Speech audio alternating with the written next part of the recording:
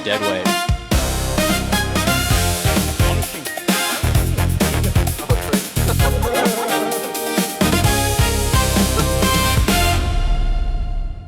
So it's not really about cars versus hypercarting, it's about empty car spaces that won't get used versus hypercarting. Hey guys, what's up? We're at Sydney Hypercarts. There's been a bit of controversy recently about their permission from council. And I also thought it would be an interesting business because they sort of popped up out of nowhere in COVID and took advantage of this unused space. We're going to be chatting to the founders in a little bit and maybe even doing some racing. So yeah, we're here with Andrew from Hypercarts.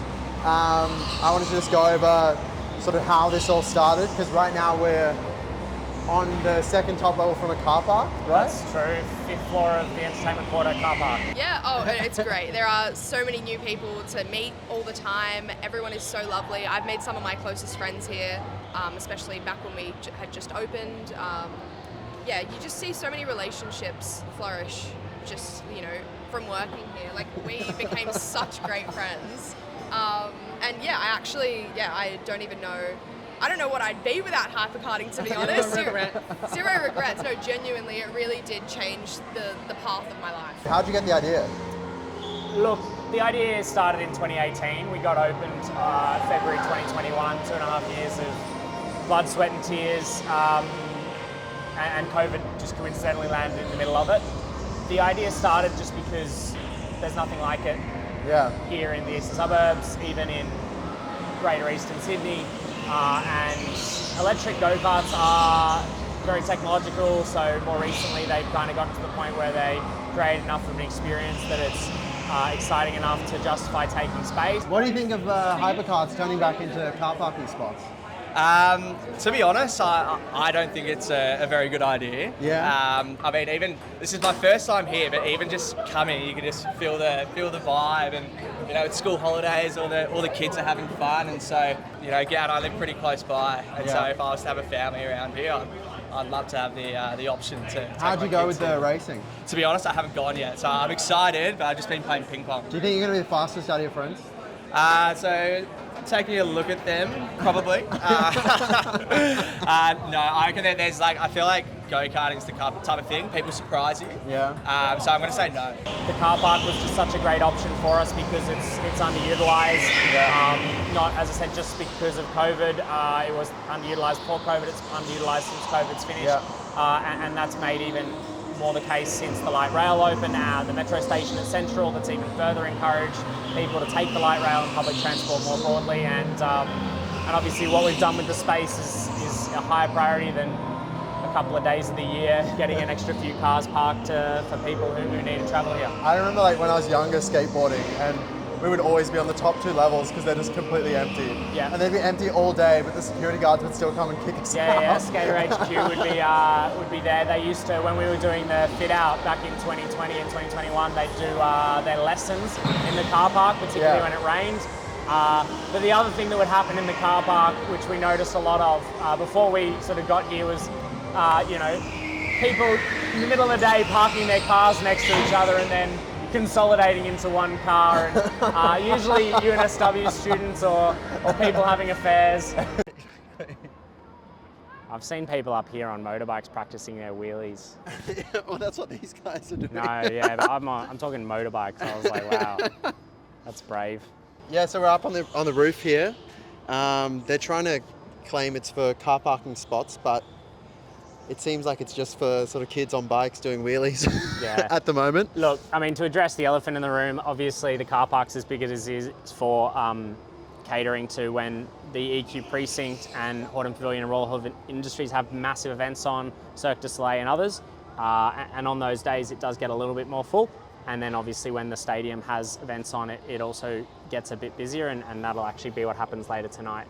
But we counted how many spare spots there was. Many would have seen on the Today Show the image I showed. Maybe we'll overlay it in your video here. The spare spaces on the 5th of March, sold out SCG, Sydney Swans and Carlton opening round game on Thursday night.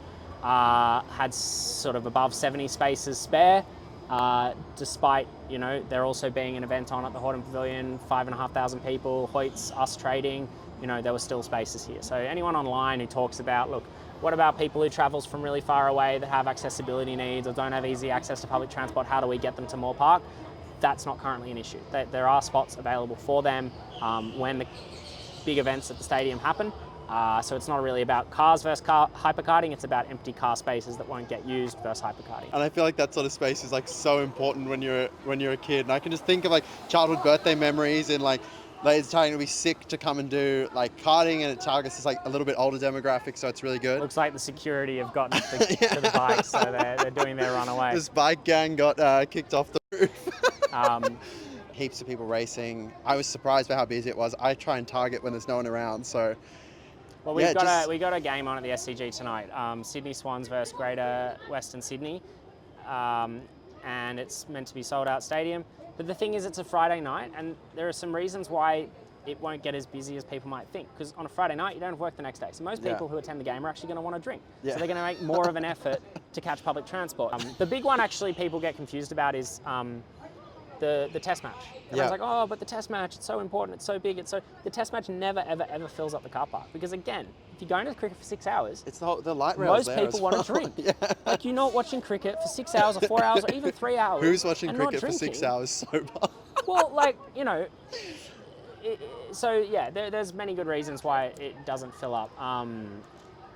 Back before COVID, I heard that one of the days that they regularly filled up the car park was actually when the Sydney Dogs show was here in EQ, but it's not here anymore. It's in Homebush, and it has been for the last 6 years. It's weird as well, like even because how many spots do you take up? Like about 296. Because it's like that doesn't even really make a dent in what a 40,000 stadium, 5,000 people at Hordern. It's look, it's not just like about that, right? Even if we're wrong, right? And there are events where the whole car park fills up. First of all, the entertainment quarter is actually only obliged to provide parking for events in the entertainment quarter. Yeah. Including the Royal Hall of Industries and the Hordern Pavilion. So who owns the entertainment quarter? A consortium of private individuals have the leasehold for the next 20 years from the New South Wales government. So in effect, that consortium does. It's not Wilson Car Park, it's not the council, and that owner is choosing to have a go-kart track on level 5 of the car park. They're supporting us, they're the applicant in the development application. They've sort of determined that that's where they'll see the best return and what the people want, and that's what the market's telling everyone. So we asked for the development application for the change of use of level 5 to remain as a go-kart track for another 2.5 years, and they rejected that request. Because it was a temporary development application that expired. We've requested an extension, and we need that extension to continue operating. But what you need to keep in mind is Venues New South Wales Car Park. You can probably see the crane for it over there. Is due to be completed in the next few months. By sort of this time next year, it'll be done. That'll add 1,350 car spaces. And at the same time, lower Kipax grass parking will be removed when they open that new car park, which will lose 150. So there'll be 12 months from now, 1,200 more car spaces within Moore Park, the suburb. So we don't think we have an issue now. We're about to get more spaces. We don't really understand why there's going to be an issue 12 months from now. And then even in late 2028, 2029, when the grass parking's come off there, we're still going to be 300 spaces better off than we are today because it's such a big car park. They're almost finished building.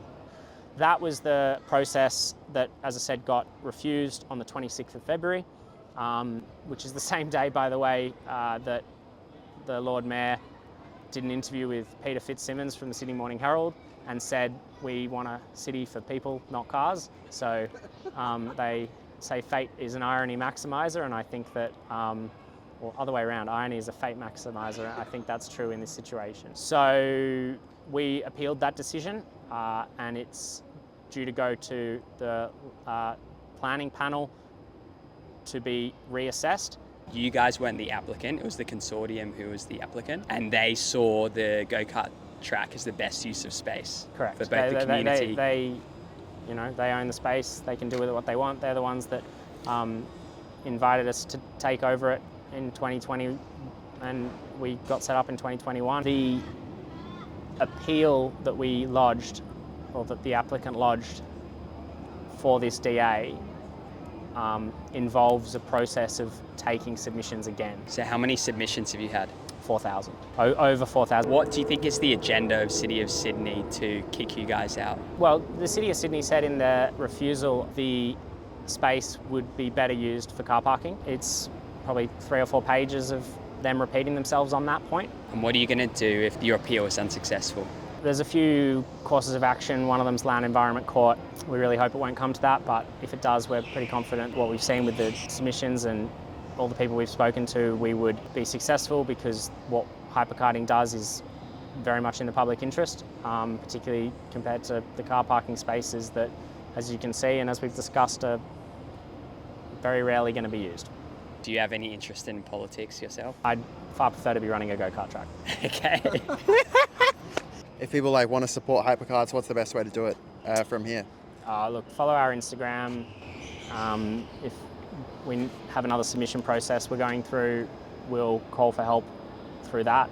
At the moment, it's a bit of a waiting game and there's not much that can be done. We do appreciate everyone who's offering to help further than just the submissions that were made. We are open, making sure that everyone knows we're open would be appreciated, and obviously continuing to spread the word about why hypercarting is such a great attraction that the city shouldn't be looking to get rid of would be great too. I've met some of my closest friends. Like, I haven't been here for long, but I had like my first training shift was with David, and straight away he was really, really welcoming, and like I could really feel the vibes when I started working. Everyone's so nice. Like, everyone wants to be friends with each other. I think that's the best part about working here. What I basically do is just like welcome people to sit it. I just fix the seat belt for them. I fix the pedals if they need extensions. I do it as well if they need to adjust the seat as well. Then when they are all ready, I just send them to the truck. Yeah. What's it like working here? It's actually really nice. You meet a lot of people. There's people from everywhere. Like, I mean, mostly Australians. I'm Latina, by the way. So yeah, it's really nice to work here. I've been practicing my English a lot. Sad to see it turn just into a bunch of car parking spots again. No way, guys. I mean, we can't do that. Please, council. No, we cannot do that. I mean, this is entertainment for people. Like, most of the people are entertainment ones are they just come to this place to race. Yeah. So it's like, the funny part is here. You get a lot of good customer experience and make a lot of really good connections in the workplace and outside as well. It's really fun. I really like it. And would you be sad to see it close down and turn back into car parking spots? 100%. It's just such a fun environment. I really would hate to see it go. So you'd recommend people getting a job here? 100%. Amazing. Thank you so much. What's your time around the track? Oh yeah, are you fast compared to the rest of the team? I would say that I'm pretty good, but I'm not that good. But I definitely can race in expert races. Nice. Oh, wow. So you mentioned leaving uni basically to start Hypercarts. Is that something you'd advise for young people? What advice would you give them if they want to like take a risk and start a business? Work out what the most you're prepared to lose is and then just go for it. I mean, obviously don't bet the whole house on it.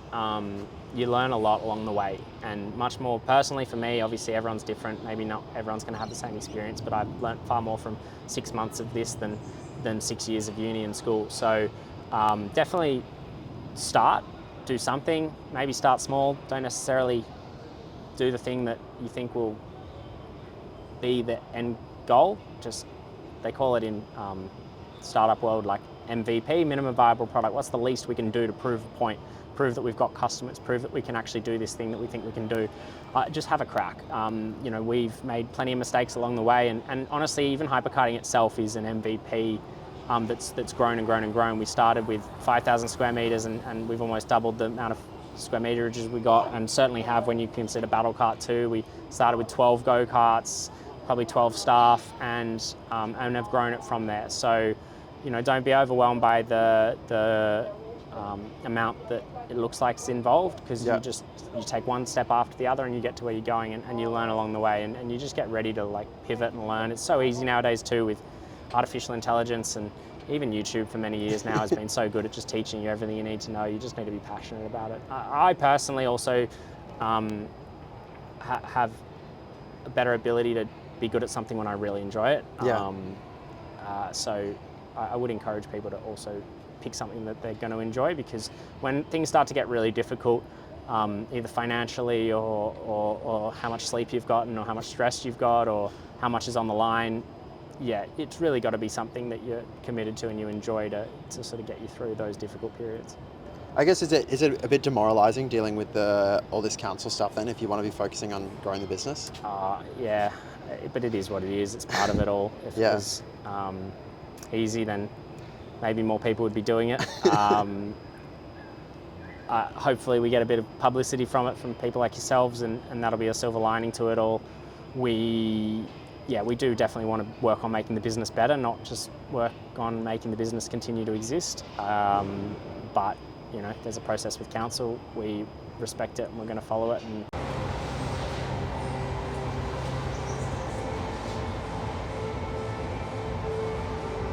Do you race much? Once a month, maybe once a fortnight. Is it competitive throughout the staff? Well, look, hey, how you going? Good. A little bit. Like, obviously, there are some staff that just race way more than others. Yeah.